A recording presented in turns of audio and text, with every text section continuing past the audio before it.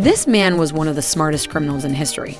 On the day before Thanksgiving in 1971, a man with the name D.B Cooper boarded a flight from Portland to Seattle, but no one knew he had brought a bomb on board. After showing it to a flight attendant, he started making demands. He wanted $200,000, 4 parachutes, and a fuel truck to refuel the plane in Seattle. The pilots informed ground control about the situation on board. After landing in Seattle, all his demands were met and he released all but the 2 pilots, a flight engineer, and a flight attendant. They took off again, and after locking the 4 people on board in the cockpit, he opened the rear door and jumped out with the money and 2 parachutes. He knew that if he asked for 4 parachutes, the authorities would assume that he was jumping out of the plane with hostages, and so they couldn't tamper with them. He boarded a Boeing 727 plane, knowing that it flew at low speeds without stalling. D.B Cooper was never apprehended, and the FBI suspended their investigation in 2016.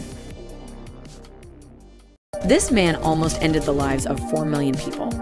During the Battle of Moscow in 1941, a man named Otto Skorzeny, a Nazi officer, was put in charge of a unit tasked with capturing several strategic targets in the city of Moscow, one of which was the sluice gates of the Moscow-Volga Canal. The canal was crucial to Hitler's evil plan for the city, and had the Nazis been successful in capturing the city, Hitler had instructed Skorzeny to open the sluice gates, flooding Moscow and turning it into an artificial lake, killing the 4 million people inside in the process. The Nazis lost the battle for Moscow in 1942, and Hitler's plan for Moscow was a failure.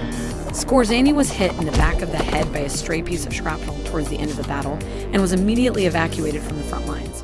This man was behind some of the craziest scams in history. He literally sold the Brooklyn Bridge. George Parker was an American con artist who operated in the early 20th century, specializing in real estate scams. He gained notoriety for his audacious schemes involving famous landmarks in New York City. He would approach unsuspecting tourists or individuals looking to invest in real estate, posing as the owner of the Brooklyn Bridge. Parker claimed that the bridge was up for sale, convincing his victims that they could make a fortune by collecting tolls from pedestrians and vehicles crossing the bridge. Incredibly, he managed to sell the Brooklyn Bridge multiple times, duping numerous victims who often felt too ashamed to report the crime. He also attempted to sell Madison Square Garden, Grant's tomb, and the Statue of Liberty. In 1928, he was finally arrested and sentenced to life imprisonment at Sing Sing Correctional Facility. This man scammed a whole nation and easily got away with it. His name was Clark Stanley, and he was the original snake oil salesman. Snake oil was introduced to America by Chinese immigrants brought in to build railroads, and it was a remedy to help ease the pain after a hard day of backbreaking labor. Soon, there was a huge demand for snake oil, but supply was limited, and so people made their own different versions of it. Clark Stanley was exceptionally good at marketing his product, employing actors to testify about his fake oil.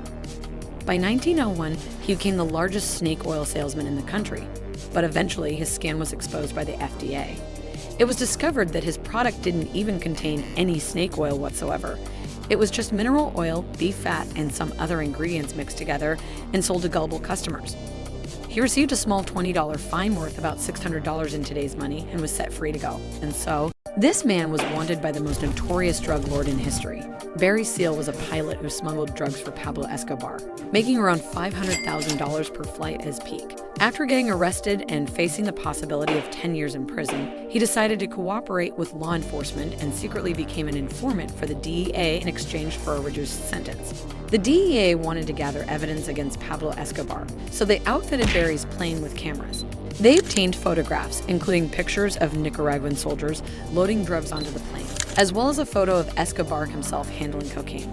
The revelation of the Nicaraguan government's involvement in drug smuggling was leaked to the press, and the cartel eventually discovered Barry's involvement. Barry's cooperation led to a reduced sentence of 5 years probation. But then the Medellin cartel placed a bounty on him, $500,000 for his death and $1 million for his capture.